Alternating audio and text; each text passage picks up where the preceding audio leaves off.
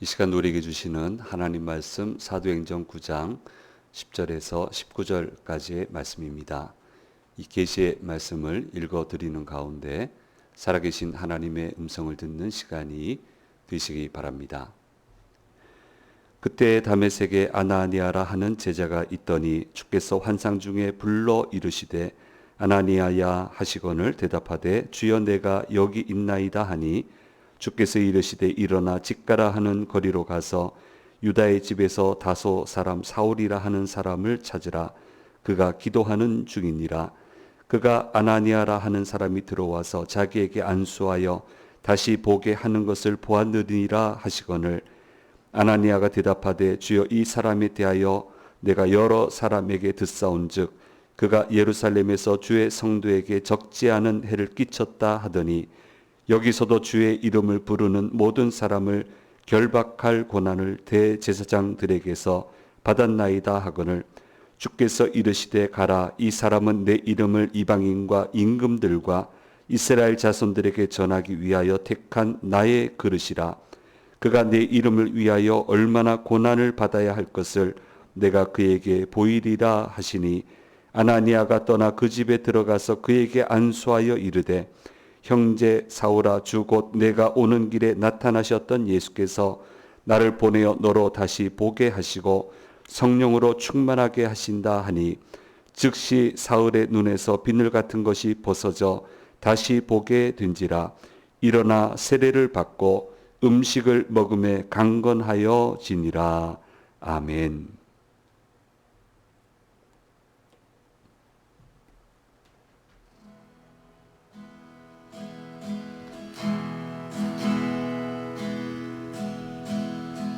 주님 당신은 내 삶 구석구석까지 감사하시며 하늘을 하시는 분 내 길을 밝혀서 영원한 생명의 길로 인도하시며 나를 격려하시는 분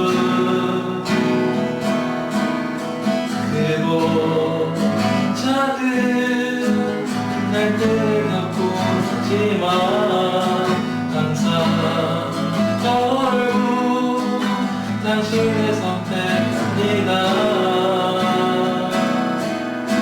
나의 유일한 고백에 내 삶은 오직 아름다운 당신뿐입니다.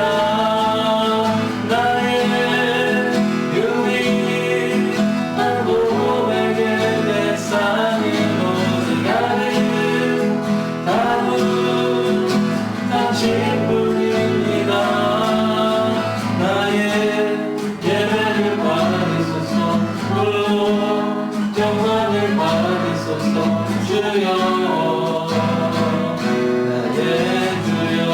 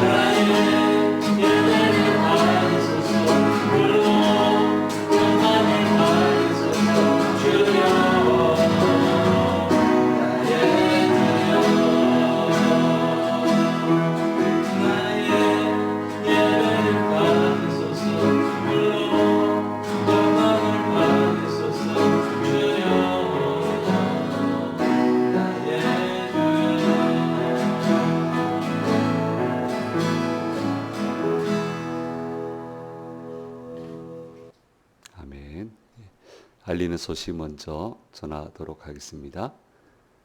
5월 워킹데이가 돌아오는 금요일 금요 기도회 후에 북천 한옥마을 해설사와 함께 투어하도록 하겠습니다. 해설사가 배정됐다고 연락이 와서 이제 그때 맞춰서 가시면 되겠고요. 직접 오시는 분은 11시 50분까지 3호선 안국역 2번 출구로 오시면 식사하시고 차 마시면서 교제하시고 투어하시고 그렇게 돌아가시도록 일정을 구성을 해서 진행을 하겠습니다. 기도하시고 많이 참여해 주시고 또 같이 오고 싶은 분들은 같이 오셔도 됩니다. 그렇게 많이들 오시면 좋겠습니다. 그 남자 화장실 저게 아주 말썽이 많았었는데요. 수리하자고 하면 뭐 불가능하고 전체 다 뜯어야 된다 해서 아주 몇 년간 계속 마음앓이만 하고 있었고, 하나는 아예 폐쇄를 했고 또 하나도 고장이 나고 해서 심각했는데 우리 임장로님께서 본인이 저 부품 사가지고 와가지고 다 갈아버리셨어요. 갈아버리셔가지고 세 개를 다 수리가 완료가 됐습니다. 저런 방법이 있는 줄 몰랐습니다. 다 뜯어야 된다고 자꾸 얘기하니까 이게 너무 어마어마해서 고민만 하고 있었는데 그렇게 수고해 주셔서 감사하다는 말씀 전하도록 하겠습니다. 오늘 주일 예배 오신 우리 성도님들과 영상을 통해서 예배 참여하시는 모든 분들에게 주께서 주시는 은혜가 함께 하시기를 간절히 소망합니다.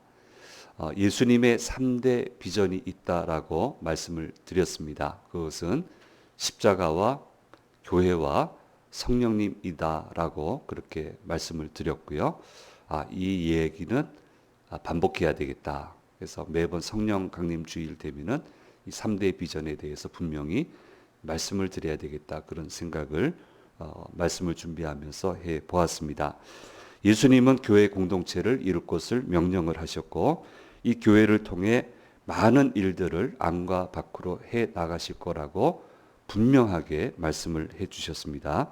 마태복음 16장 16절 또 16장 18절에서 19절 말씀은 이렇게 얘기하고 있습니다. 이게 16절이 이제 이 교회가 세워지게 되는 근간이에요.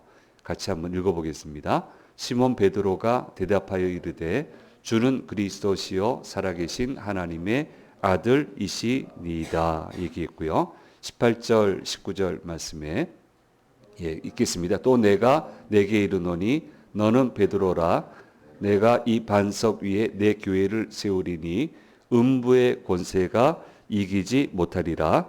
내가 천국 열쇠를 내게 주리니 내가 땅에서 무엇이든지 매면 하늘에서도 매일 것이요 내가 땅에서 무엇이든지 풀면 하늘에서도 풀리리라 하시고 말씀하고 있습니다. 주는 그리스도시요 살아계신 하나님의 아들이십니다. 이것 위에 내 교회를 세우겠다. 그렇게 말씀하셨고요. 내가 땅에서 무엇이든지 매면 하늘에서도 매이게 될 거고 땅에서 풀면 하늘에서도 풀리게 될 것이다. 이게 이제 교회의 권세예요.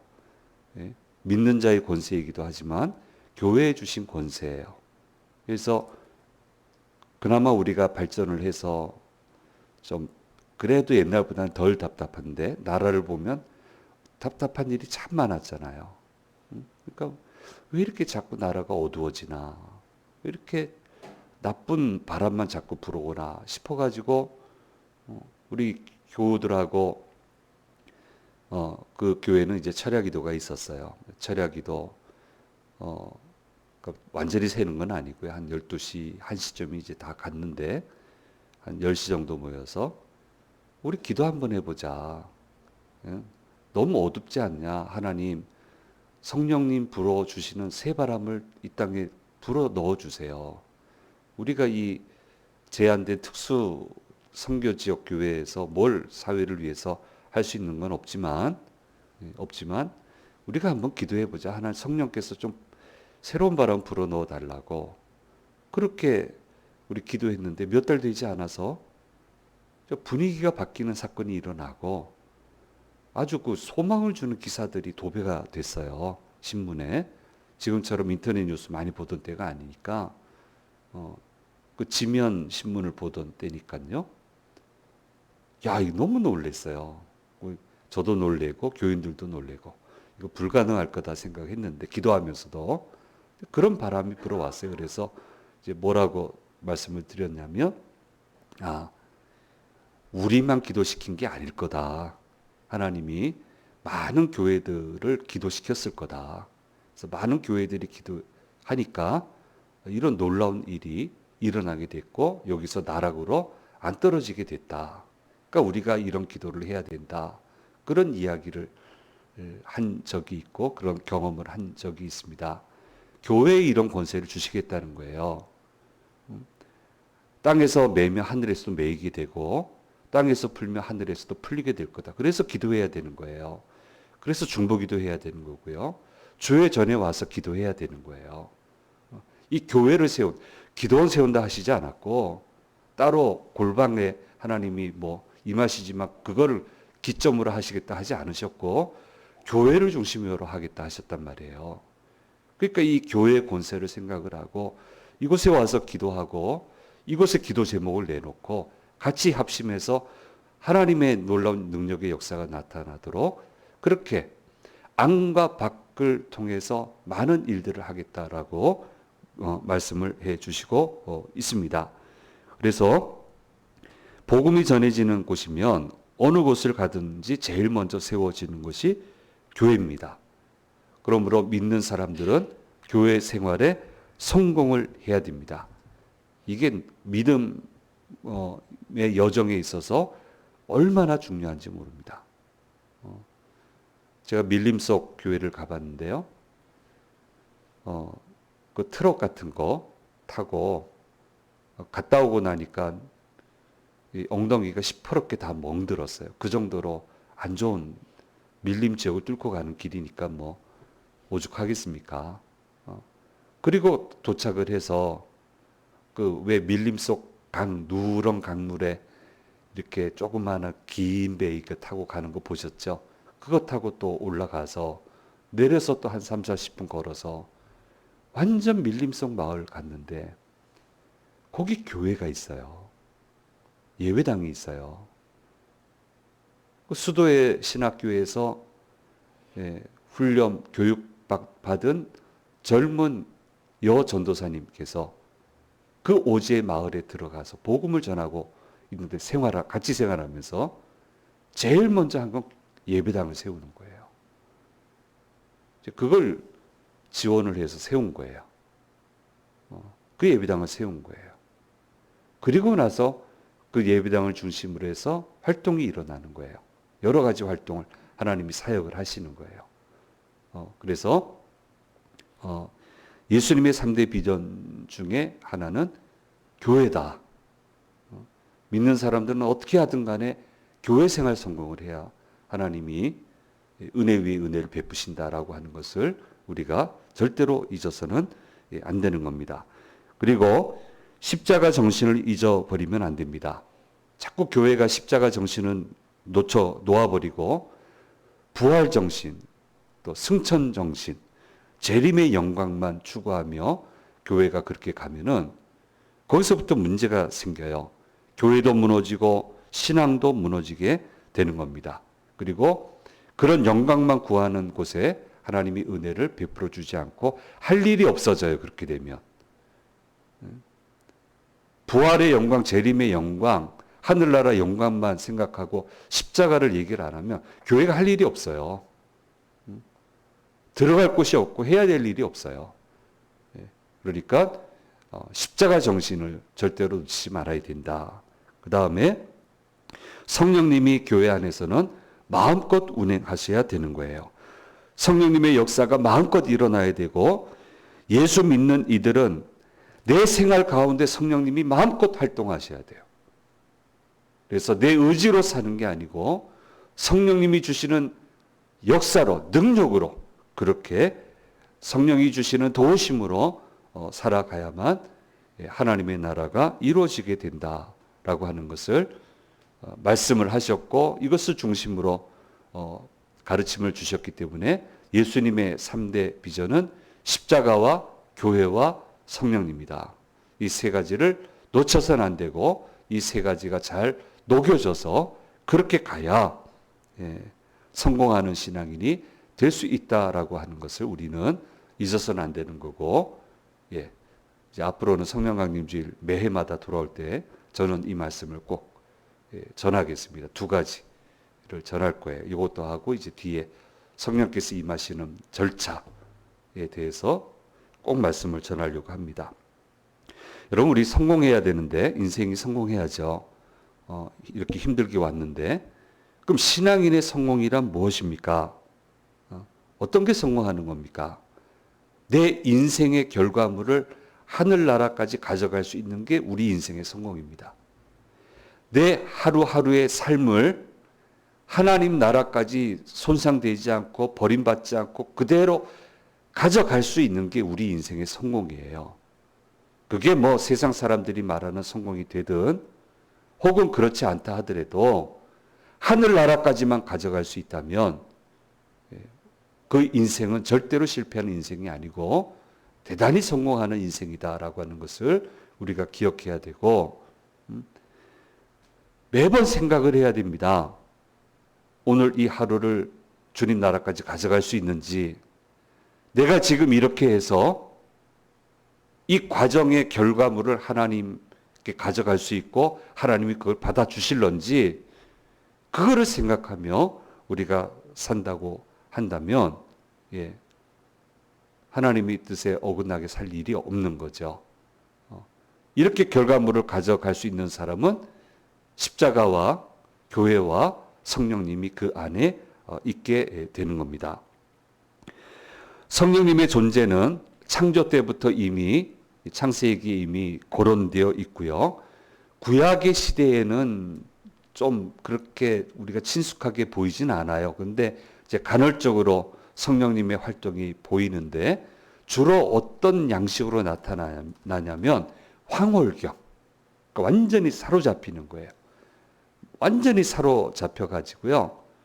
막 옷을 벗고 예언도 하기도 하고 뭐 찬양하기도 하고 뭐 그런 모습으로, 황홀경의 모습으로 구약 성경에는 우리 눈에 많이 비춰지고요.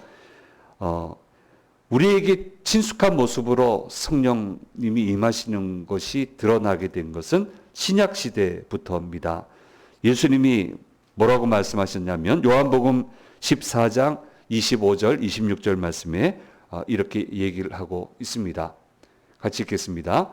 내가 아직 너희와 함께 있어서 이 말을 너희에게 하였거니와 보혜사 곧 아버지께서 내 이름으로 보내실 성령 그가 너희에게 모든 것을 가르치고 내가 너희에게 말한 모든 것을 생각나게 하리라. 곧 아버지께서 내 이름으로 보내실 성령께서 내가 너희에게 말한 것을 다 기억나게 할 것이다. 이렇게 얘기를 하시고요. 사도행전 1장 4절 말씀에서 이렇게 말씀하고 있습니다.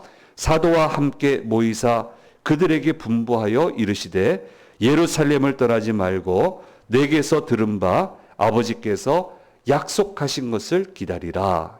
이렇게 얘기를 하고 승천하신 다음에 제자들은 기다렸고 그 장소에 성령께서 임하셔서 성령의 역사가, 강력한 역사가 시작되게 되었다라고 하는 것을 이야기를 하고 있는데, 성령께서 어떻게 임하셨는지는 사도행전 2장에 기록이 되어 있습니다. 호련히 하늘로부터 급하고 강한 바람 같은 소리가 들려오기 시작을 했다. 실제로 바람이 불어온 것은 아니지만 강력한 바람이 불어 닥치는 것과도 같은 소리가 온 집에 가득했다. 이렇게 얘기를 하고 있고요. 둘째로 불의 혀같이 갈라지는 것이 보이면서 각 사람에게 임하게 되었다 얘기하고 있습니다. 타오르는 불길이 방 안으로 들어온 것과도 같은 그런 경험을 하게 됐는데, 아마도 많이 뜨거웠을 거예요. 온몸이 뜨거워졌을 거예요. 그 모습이 혀와도 같은 모습으로 보였다.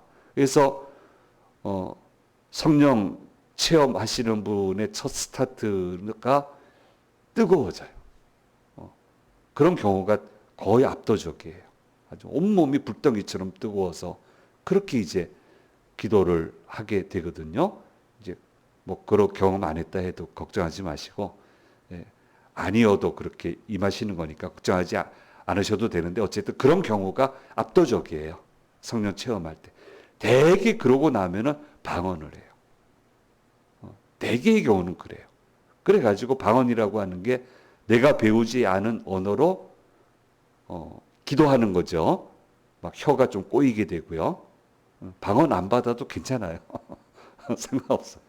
상관없는데 그러니까 초대교회 첫 그 성령께서 임하실 때는 이런 역사가 일어나서 왜냐하면은 그 제자들이 예루살렘에 모여 있는 각 곳에서 온 사람들에게 복음을 전해야 되니까 각 나라 말로 말을 하게끔 한 성령께서 역사하신 거예요.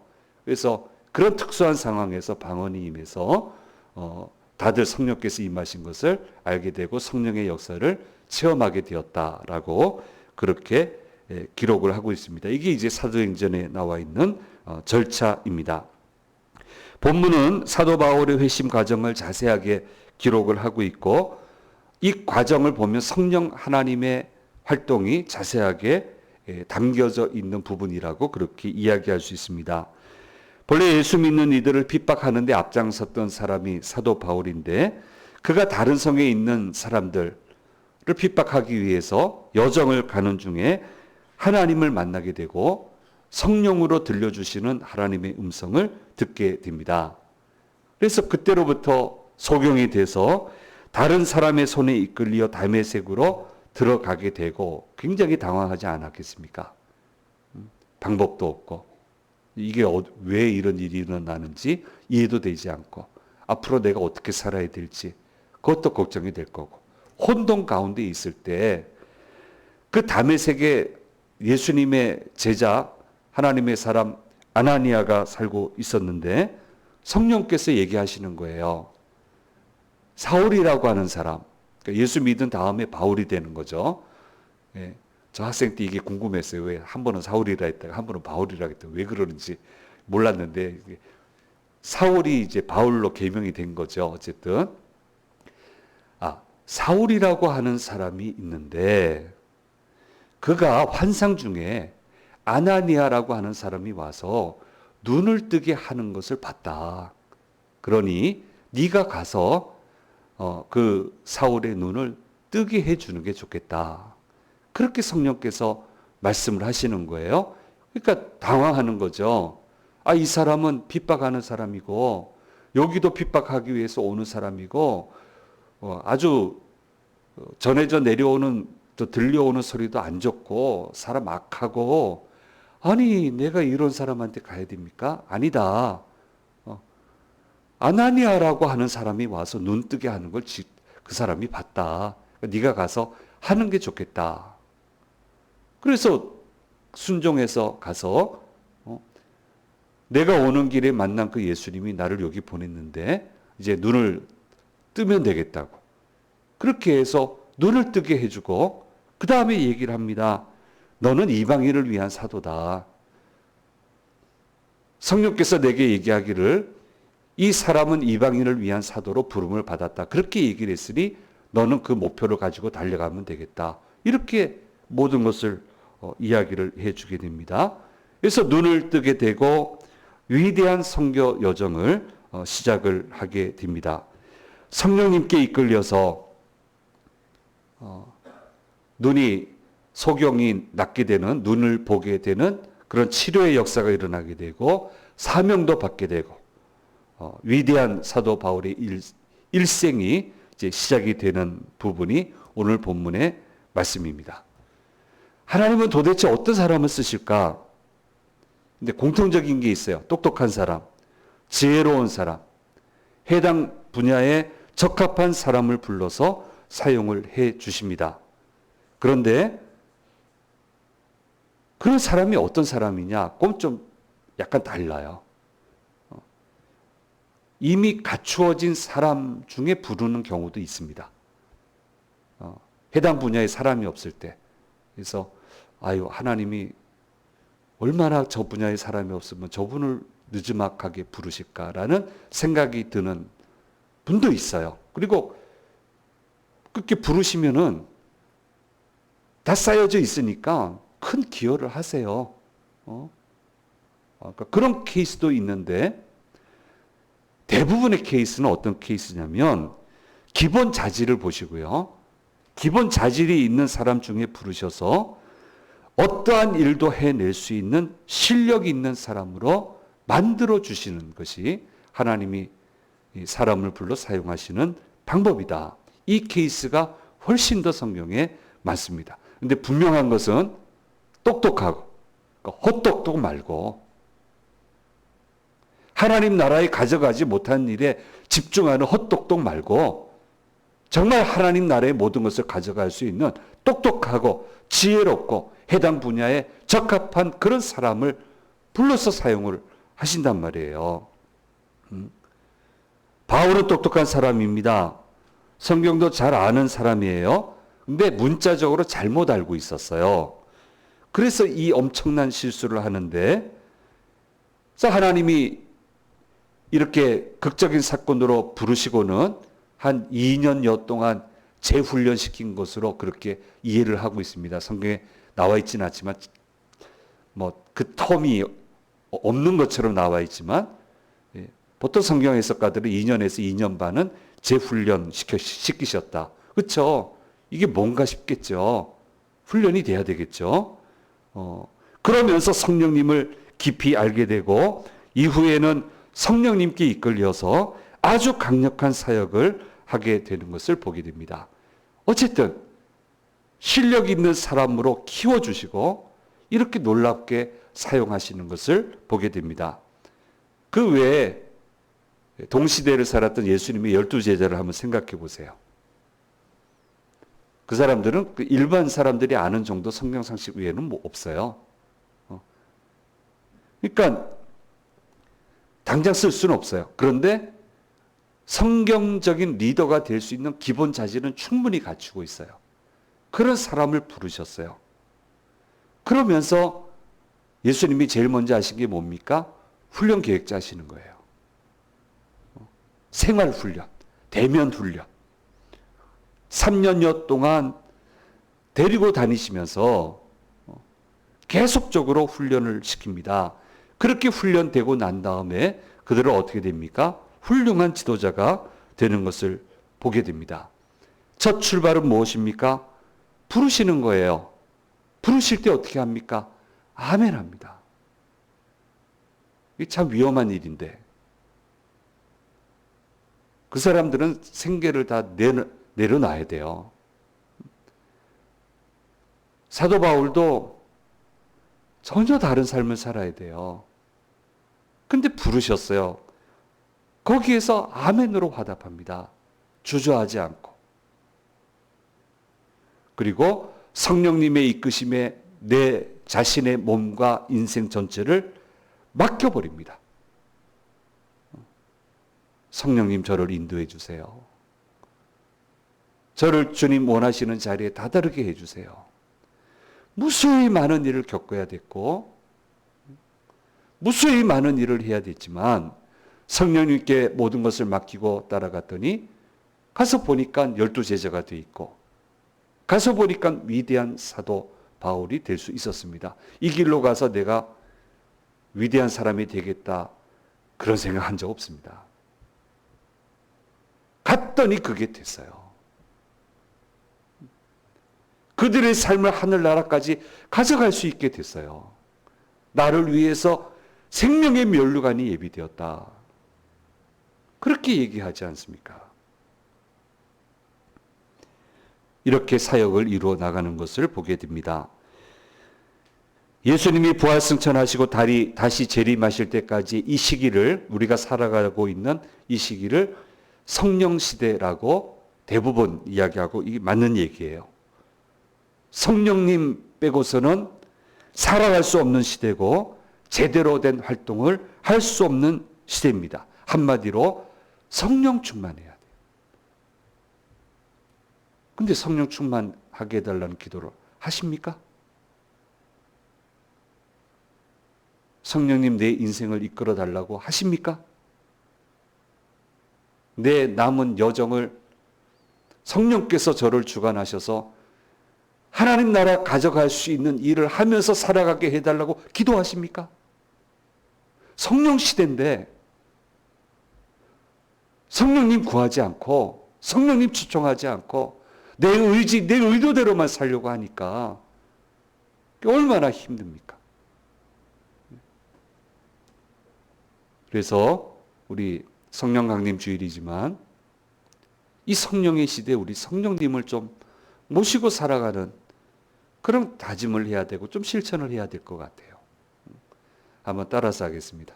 성령님, 성령님을 초청합니다. 임하여 주시옵소서.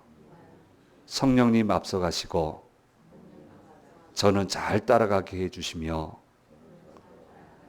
성령님 주시는 귀한 결실 거두게 해 주시옵소서. 예수님 이름으로 기도드립니다. 아멘. 뭐가 어려워요? 성령님 이 일을 하려고 하는데 저보다 더 전문가시니까 임하여 주시고 인도해 주시고 성령님 하시고자 하는 일에 동참시켜 주시고 그 일이 이루어지는 것을 보게 해 주십시오.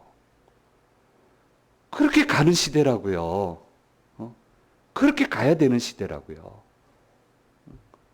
사도 바울은 그렇게 갔습니다. 12사도 다 그렇게 갔습니다. 다 내어 맡겼습니다. 그랬더니 성령께서 데려다 주시는데 그 인생을 거기까지 데려다 주실 줄 몰랐어요. 거기까지 데려다 주셨어요. 인생을. 이런 영향력 끼치는 사람이 된다는 생각을 꿈에도 했겠습니까? 그러고 시작했겠습니까? 아니죠. 자신의 처지를 아는데.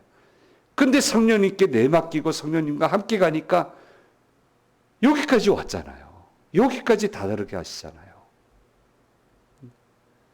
우리는 이런 시대를 살아가는 겁니다. 그런 시대를 살아가야 된다고 주께서 이야기를 하고 계십니다. 그래서 우리는 성령 충만해야 돼요. 매일 아침 시작하면서 성령님 초청하면서 무슨 일을 하더라도 성령님 초청하면서 빤해 보이십니까? 인생이 앞으로? 그렇게 생각하지 마시고 성령님께 맡기니까 성령님 원하시는 지점까지 가게 해 주십시오. 그렇게 기도해야죠. 그게 왜 빤한 인생이 되겠습니까? 얼마나 성령께서 많은 일을 하시겠습니까? 그렇게 가야 됩니다. 그런데 항상 첫 출발은 부르심입니다. 부르십니다. 부르심에 일단 아멘 해야 됩니다. 예 해야 됩니다. 그 다음에는 내어 맡기세요. 내 계산 내려놓고 내 판단 내려놓고 예로 하나님의 계산이 올바른 것을 믿고 그렇게 따라가면 사도 바울을 놀라운 지점까지 이끄신 주께서 저와 여러분의 인생도 그렇게 인도해 주실 줄 믿습니다. 오늘 성령 강림 주일입니다. 성령 충만한 우리 모두가 되기를 간절히 소망합니다. 기도하겠습니다. 귀하신 주님 감사합니다. 성령 강림 주일에 저희를 부르셨습니다. 주께서 부르실 때 아멘으로 화답하게 하시고 성령님께 모든 것을 맡기고 달려가서 주님이 원하시는 지점까지 잘 달려가는 저희들 될 수 있도록 도와주시옵소서. 한 번밖에 없는 인생 사는데 성공해야 되지 않겠습니까? 하루하루의 여정을 주님께 드릴 수 있는, 주님께 가져갈 수 있는 참다운 성공을 하는 저희 모두가 되도록 주여 도와주시고 인도해 주시옵소서. 감사드리고 우리 주 예수 그리스도의 이름으로 기도드립니다. 아멘.